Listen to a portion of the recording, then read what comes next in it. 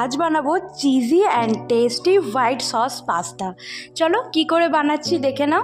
প্রথমে হোয়াইট সসটা বানিয়ে নিয়েছিলাম, তাই প্যানটা কিন্তু অবস্থা এরকম।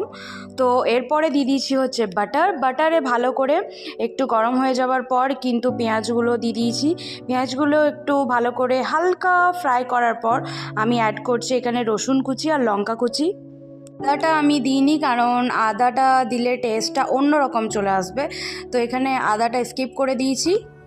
পরে যেই হোয়াইট সসটা বানিয়ে রেখেছিলাম, তো ওই হোয়াইট সসটা আমি দিয়ে দিয়েছি। যারা যারা হোয়াইট সসের রেসিপি আমার কাছে জানতে চাও আমাকে কমেন্ট করো, আমি তোমাদেরকে জানিয়ে দেবো। হোয়াইট সসটা দিয়ে দেওয়ার পর এখানে কিন্তু একটু ভালো করে নেড়ে নিচ্ছি। আর পরিমাণ মতন তোমরা এখানে অ্যাড করে দেবে নুন, আর আমি গোলমরিচের গুঁড়ো অ্যাড করে দিয়েছিলাম ঝালটার জন্য। আর এখানে আমুলের চিজ নিয়ে নিয়েছি, হাফ চিজ আমি এখানে দেবো, হাফ চিজ আমি লাস্টে ডেকোরেশনের জন্য দেবো। রেসিপিটা না খেতে দুর্দান্ত হয়। ম্যাগি তো আমরা খেয়েছি, বাট এটা একটু অন্যরকম স্বাদ, বাট দুর্দান্ত খেতে।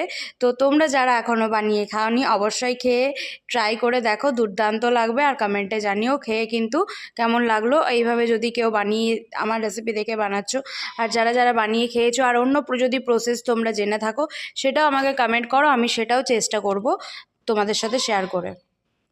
আমাদের কিন্তু এখানে cheesy and tasty white sauce pasta ready.